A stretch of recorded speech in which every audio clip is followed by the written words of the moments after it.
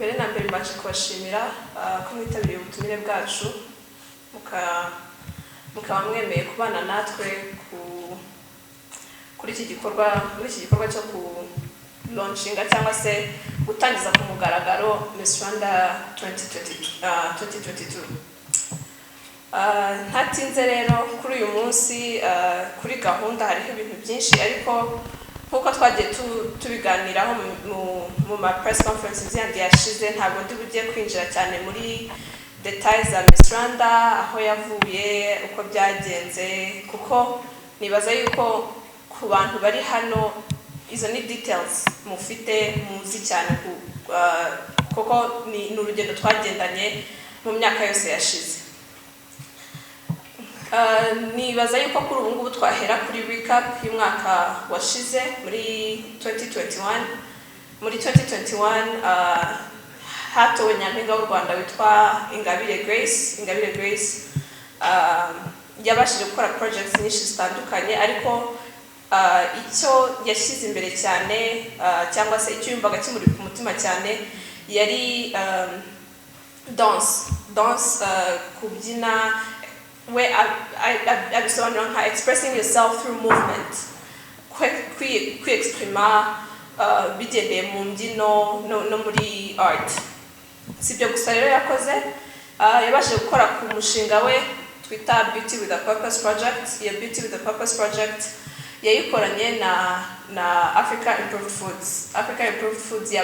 Yamufashije gukora umushinga we ari wo empoweringa cyangwa se gutiza izindi imbaraga aba community health workers, cyangwa se nkuko tubazi abakorera bushake b'ubuzima. Sibyo gusa rero yakoze no ku mushinga wo gufasha abasirikare bamugariye ku rugamba, aho yabafashishije byinshi mu byo bari bakeneye, harimo imbago, ama wheelchairs n'ibindi byose bari bakeneye, bimwe bari bakeneye, afatanije na HVP Gatagara. Naho yari yasuye kandi imbere asura abana bahiga babana n'ubumuga. Ibyo rero nibyo Grace yabashije gukora. Yatendinze Miss World 2021 itarabashije gukomeza kubera ikibazo twese tuzi duhuriyeho nk'isi, kubera ikibazo cya COVID-19. Kuri ubu ngubu yarasubitswe, ariko iteganyije gusubikurwa muri 2023 ku matariki tuzagenda tumenyeshwa uko ibihe bigenda ndetse n'uko situation izaba yifashe with COVID-19. Kuri ubu ngubu rero dufungura ku mugaragaro iki gikorwa cya Miss Rwanda 2019. Nifuzaga kubamenyesha yuko Miss Rwanda izatangira itangiye uyu munsi. Nibwo kuri uyu munsi haratangira kwiyandikisha abakobwa abumva bari very ambitious cyangwa se bafite intego yo kuzaba Miss Rwanda. Uyu ni umunsi wo gutangira kwiyandikisha. Website yabifunguye kuri Miss Rwanda. Abatabasha accessinga website, which we don't advise, ariko baraduhamagara tukagira icyo tubafasha kuri offices zacu. Miss Rwanda website ni missrwanda.rw. ugakurikiza amabwiriza ukiyandikisha. Aba contestants bose tubarikiye kwiyandikisha guhera uyu munsi. Auditions za mbere zizaba ku itariki 29 z'ukwa mbere muri 2022, ari auditions zo muri North. Hakurikireho ku itariki 30 z'ukwa mbere ari auditions zo muri West. Hakurikireho itariki 5 z'ukwa kabiri muri South. Hakurikireho itariki 6 z'ukwa kabiri muri East. Hanyuma tuzasoreza muri Kigali ku itariki 12 z'ukwa kabiri i Kigali. Hanyuma nyuma y'aho ngaho hazaba pre-selection ari izaba ku itariki 26 z'ukwa kabiri. Hakurikireho bootcamp, umwiherero w'abakobwa uzaba ku itariki 27 z'ukwa kabiri. Hanyuma grand finale izaba ku itariki 19 z'ukwa gatatu. icyo nifuza kubamaraho impungenge ndabizi yuko ubu ngubu hari bamwe bari kwibaza ese with the COVID-19 situation uko imeze, is it a good time? Twabizeza yuko kuri ubu ngubu turi gukorana hafi na hafi n'inzego zibishinzwe. Ama auditions azajya akorwa hagendeye kuko situation imeze nuko COVID guidelines, umurongo ngenderwaho wo kwirinda COVID uko bizaba bihagaze muri icyo gihe. Turi gukorana n'inzego zibishinzwe kugira ngo tubone advice, tubone kuko nibo babizi kuturusha, so tuzakorana bya hafi na hafi n'amaminister abishinzwe ndetse na RBC kugira ngo tukore Miss Rwanda ariko turi safe. Ikindi, as much as twakwifuza yuko ama auditions n'ubundi impamvu nyamukuru yo kujyana ama auditions mu ntara ni ukugira ngo irushanwa turyegereze abakobwa, turyegereze abagenerwa bikorwa niko nabyita, kuko iri rushanwa ni irushanwa ryo kwempowering abana b'abakobwa. Twifuza rero twabyegereza buri mukobwa wese mu gihugu ahari, ariko tutanirengagije yuko nk'isi turi kunyura mu bihe bitoroshye. Twifuza rero yuko twabikora ariko tukabikora in a safe way, in a safe manner. Ikindi, kuri ubu ngubu tuzakorana n'abaterankunga batandukanye ari nabo bazagenda bahemba abakobwa nk'uko bizagenda bimenyeshwa nk'uko irushanwa uko rikomeza. Ariko kuri ubu ngubu Nyampinga w'u Rwanda azahembwa 800 ku kwezi nk'uko bisanzwe, hanyuma ahembwe na Hyundai Venue, azahabwa na Hyundai Rwanda. Ibindi, buri mukobwa wese uzagera muri Miss Rwanda turifuza yuko yagira icyo akuramo. Ntabwo irushanwa rya Miss Rwanda ari irushanwa rigumaho, ni irushanwa rikura. Umwaka ushize hari ibyo twongeyemo, harimo n'ama scholarships, harimo kongera ibihembo ku bakobwa batsindiye ama titles uko ari 9. Kuri uyu mwaka nabyo ntabwo byahindutse, buri mukobwa wese turamutekereza, ariko this year it's better kubera yuko mu gutora twifuje yuko umukobwa wese uzagera muri pre-selection azagira icyo akuramo. Ni ukuvuga ngo ku majwi umukobwa wese azaba yatoreweho, ku kigero umukobwa wese azaba yatoreweho, azahabwa a certain percentage avuye muri iyo voting. Hari online voting, hakaba ndetse na USSD code ariyo bazajya bakoresha. Kuri iyo USSD code ni akanyenyeri 554 akanyenyeri 33 akanyenyeri nimero y'umu contestant urwego. Nyuma yaho ngaho uzajya uhabwa code ya mbere kugira ngo ubashe gutora. Hanyuma muri uko gutora umuntu wemerewe gutoresha mobile money, yemerewe gutoresha Airtel money, yemerewe gutoresha Visa cards cyangwa izindi cards zose. Hanyuma hakabaho na online voting nk'ibisanzwe. Ikindi, kuri uyu mwaka n'abatuye hanze y'igihugu bemerewe gutora banyujije muri online voting. Izo votes zose rero ku mukobwa uzaba yabonye vote azaba yabonye zose, hazajya havaho a certain percentage ijya kuri uwo contestant kugira ngo imufashe gukora projects yaje atekereza n'ubundi muri Miss Rwanda, icyamuzanye muri Miss Rwanda, projects yaje afite muri Miss Rwanda kugira ngo abashe kuzikora azirangize. Ikindi, amajwi yose kuri counting, amajwi yose arangana, ari online ari niyo USSD voting, amajwi yose azabangana. Ikindi, ntabwo kuri uyu mwaka twifuje gukorana na University of Kigali, aho izahemba aba contestants 10 ba mbere ikabahemba ama scholarships. Aba contestants top 10 bazahabwa scholarship na University of Kigali. N'ubundi twari twakoranye umwaka ushize mu guhemba abakobwa ama scholarships. kandi nk'uko umwaka ushize mwe byari byagaragaye hari hagaragayemo yuko most innovative project cyangwa se umukobwa uzaba ufite umushinga uhiga iyindi ariko umushinga uri business oriented pana atari umushinga CSR cyangwa umushinga uri business oriented nawe wamuteza imbere azajya ahembwa na Bank of Kigali aho azajya ahabwa mentorship ndetse na agahabwa n'amafaranga yo gustartinga up business yiwe. So ku mukobwa uzaba ufite umushinga mwiza ku tindi azajya ahembwa na Bank of Kigali ari umushahara ugera ku 500 ahembwe ndetse na ahabwe na package izamufasha gutangira uwo mushinga.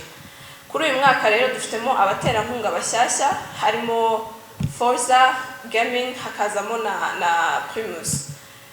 Kuri ubu ngubu Miss Heritage azahembwa miliyoni 5 azagenerwa na Primus. Hanyuma n'abandi nkuko byari byarateganijwe umwaka washize bazajya bagenda bahembwa ariko kuri ubu ngubu buri mukobwa uzaba yatsindiye title muri Miss Rwanda azajya ahembwa amafaranga agera muri miliyoni 2,800. Nibaza yuko rero icyo ni ikintu cyiza cyo kwishimira ko Miss Rwanda iragenda ikura uko ibihe bigenda. Reka badashime nabonye hano ibintu byinshi abaterankunga benshi baraje Primus yagarutse Forza yagarutse ni byiza biragaragaza ko abantu bagenda bumva neza akamaro ka Miss Rwanda.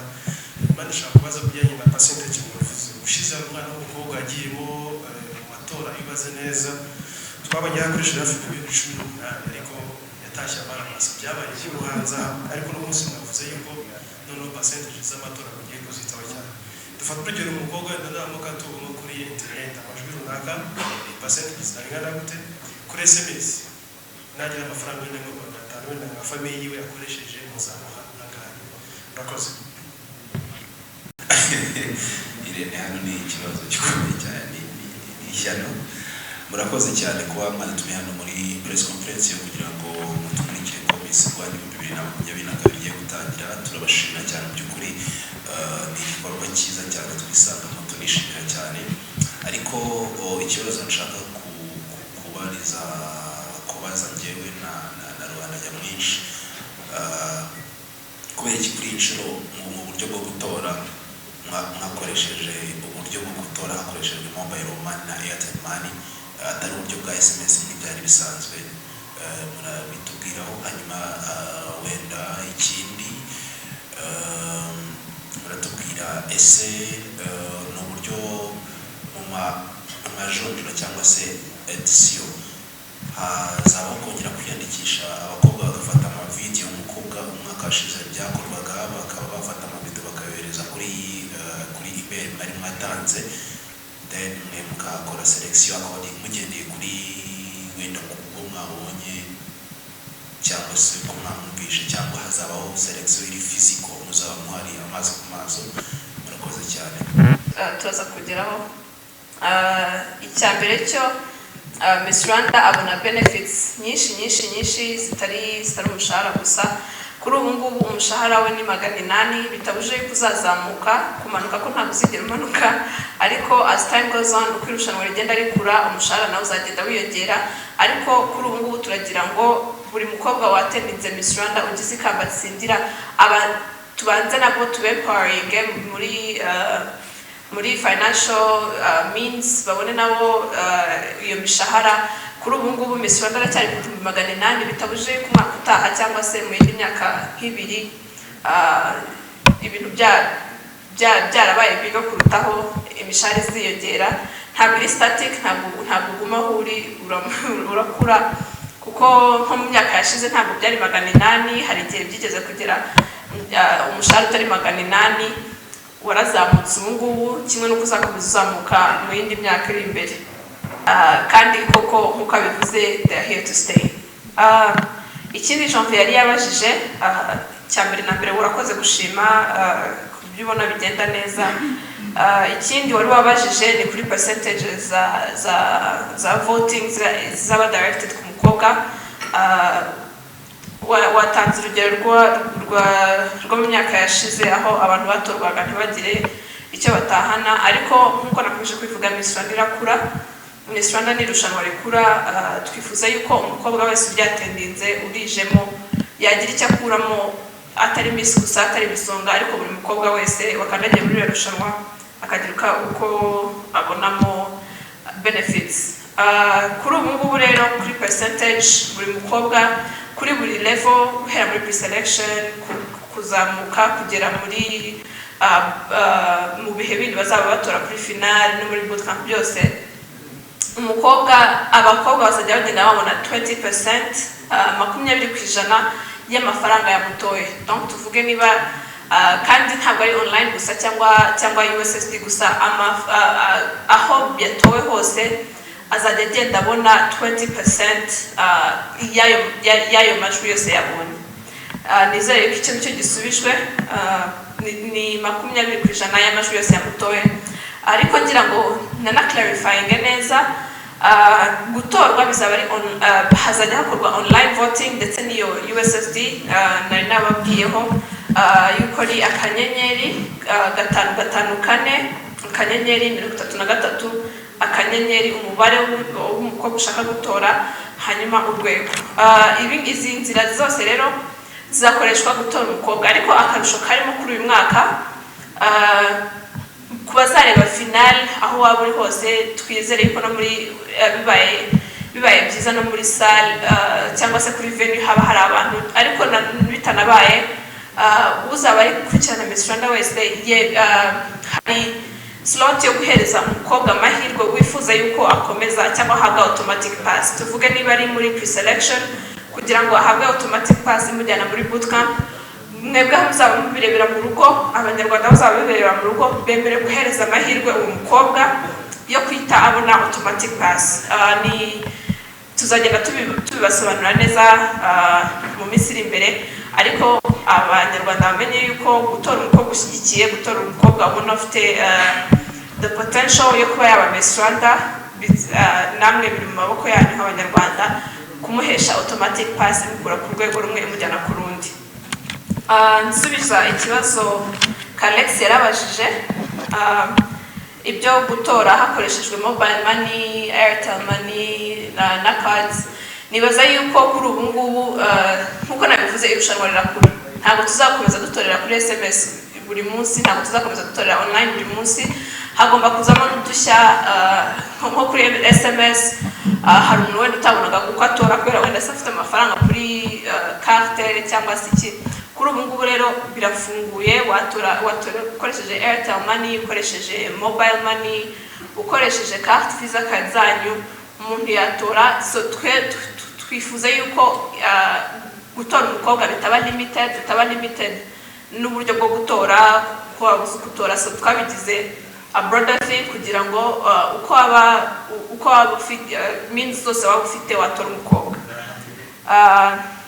Kuri ubu ngubu rero hari n'icyo warubajije niba abakobwa bazatorwa bohereza amavideo cyangwa se bizaba biri physical. Natwe twakabyifuje, ariko ntabwo tuzi uko imbere bimeze.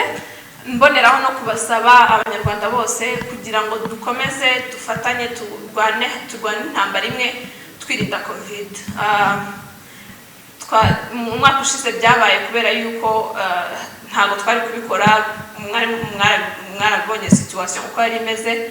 So kuri uyu mwaka rero if it becomes better tuzabikora hagendewe ku mategeko azaba hari yo kwirinda covid kuri ibyo bihe. Kuri ubu rero ntabwo kuri ubu ngubu turifuza yuko byaba physical, ariko hagize igihinduka n'ubundi Miss Rwanda nta kizayihagarika, izakomeza ibi. Akoze cyane Megan, twakira ikibazo kimwe cya Hamisi hanyuma dusoze kino kiganiro. Murakoze cyane.